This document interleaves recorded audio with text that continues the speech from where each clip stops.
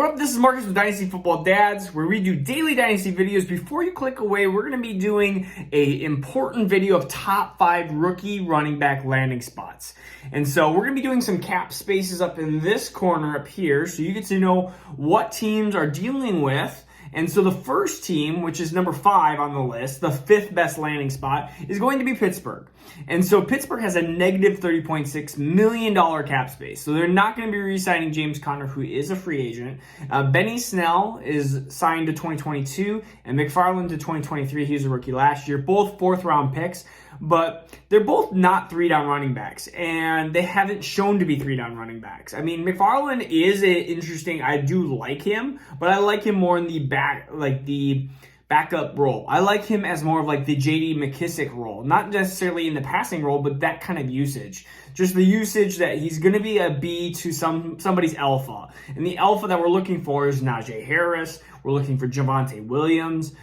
If they don't even go with that in the 1st or 2nd round, maybe even like a Trey Sermon or something in the 3rd round, or a Michael Carter in the 3rd round. So we're looking for those type of running backs landing spots. So that's number 5. Number 5, Pittsburgh. Number 4 it might be a surprising one, because when you think of this team, you think first, run heavy, and 2, you think, oh, they have a bunch of running backs on their team. But it is Seattle, and the reason for Seattle, if we break it down, they only have $4.9 million in cap space, so they're not going to be using cap space on, of course, a free agent running back or to sign Carson. Chris Carson is a free agent, and I don't think he's going to be re-signed back. I know that Pete Carroll likes him, but Carson's going to really need to cut his and devalue what his market value is going to be. I mean, he's going to have to sign for cheap, and I don't think Chris Carson's going to do that. I could definitely see Chris Carson going somewhere else, going into like Houston or something. I don't know what their cap space is, but I could see him doing that, or going to the Jets, some place where he might get paid more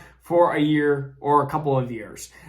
Penny he's paid $1.5 million for the next couple of years, or next year or two, to 2021. Actually, so that'd be only a year. So Penny's only paid to 2021. They do have a 5th-year option on him, but he's still recovering from injury, and we haven't seen him.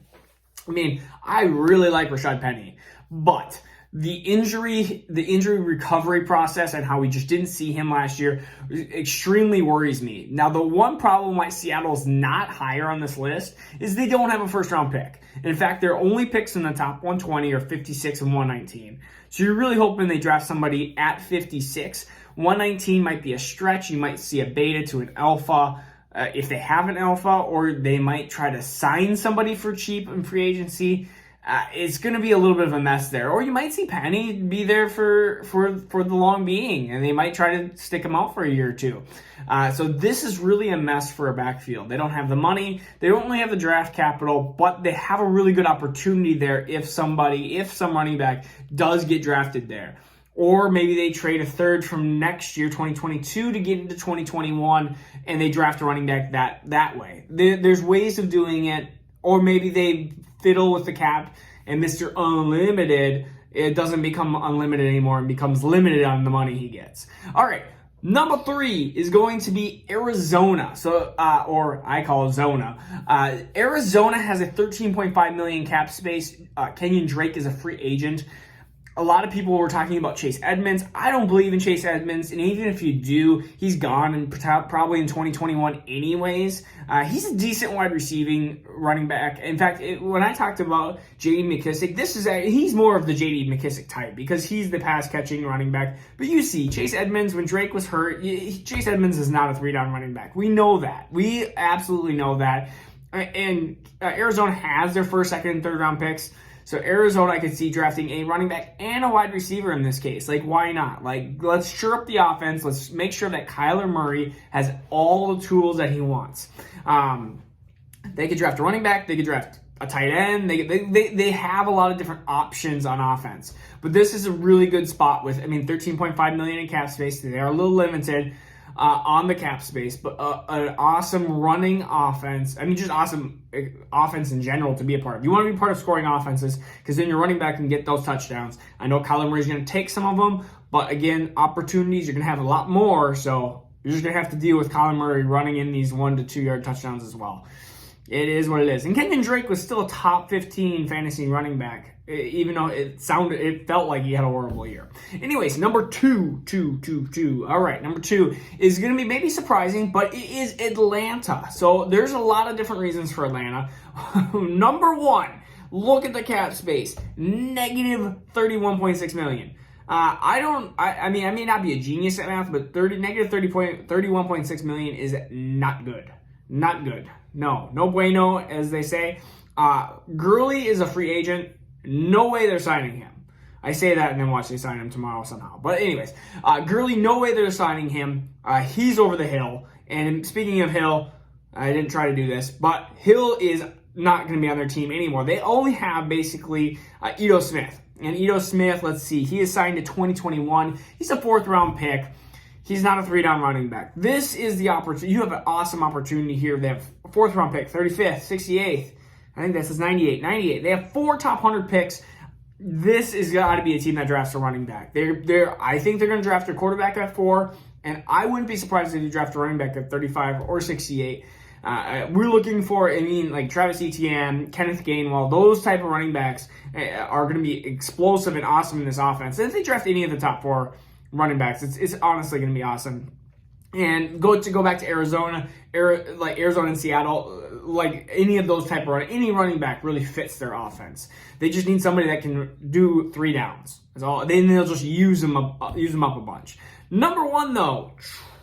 All right, anyways, is going to be the Miami Dolphins, and there's a lot of reasons for it. But let's start off. They have $27.8 million in cap, so they don't have a ton of cap room, so they may not go after a free agent running back.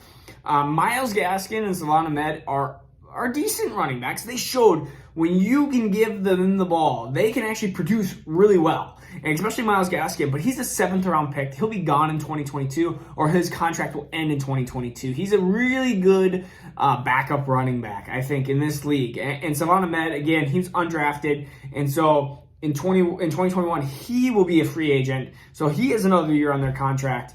Let's see, Breida, DeAndre Washington, those are free agents right now, so they're going to be gone. And Miami has a ton of draft capital, 3, 18, 36, 50, 87, if you can keep up with how fast I talk.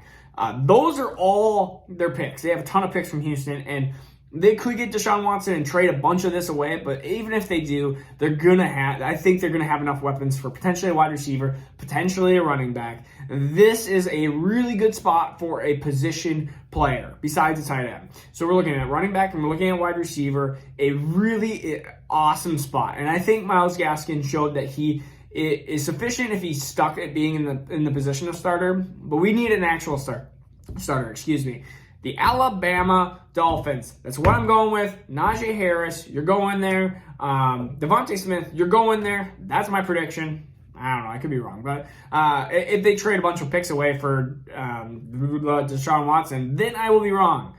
But that's what I'm going with right now. So I'm guessing 3 on Devontae Smith, and I'm guessing actually 36 on Najee Harris. Man, I'm losing it. It's only 8 minutes into the video. All right, those are my landing spots for rookie landing spots. My close ones, I did like Tampa Bay. I like San Francisco. I just don't think those are fits quite yet. I think Tampa Bay has a lot of cap space. I think they're going to try to figure it out. I think Tom Brady is going to try to maneuver things and try to figure out how to get the players that he had last year back this year. And I think Rojo's going to be Rojo's going to stay, and he's going to be kind of a he can still be a little bit of like like alpha 2, I guess you can put it, like alpha asterisk. Like he can kind of do it he can piece it together. I think Tampa Bay's going to keep the roster. And for San Francisco, I think, again, they're going to keep with what they have right now. And they'd be an awesome spot for 2022. But we're not talking about 2022 running backs. Not yet. No way. We're already way too early on 2021 rookies. So let's just stop it there. This is Marcus with Dynasty Football Dads, where we do daily Dynasty content. Please subscribe if you haven't yet. And I will see you tomorrow. Peace out.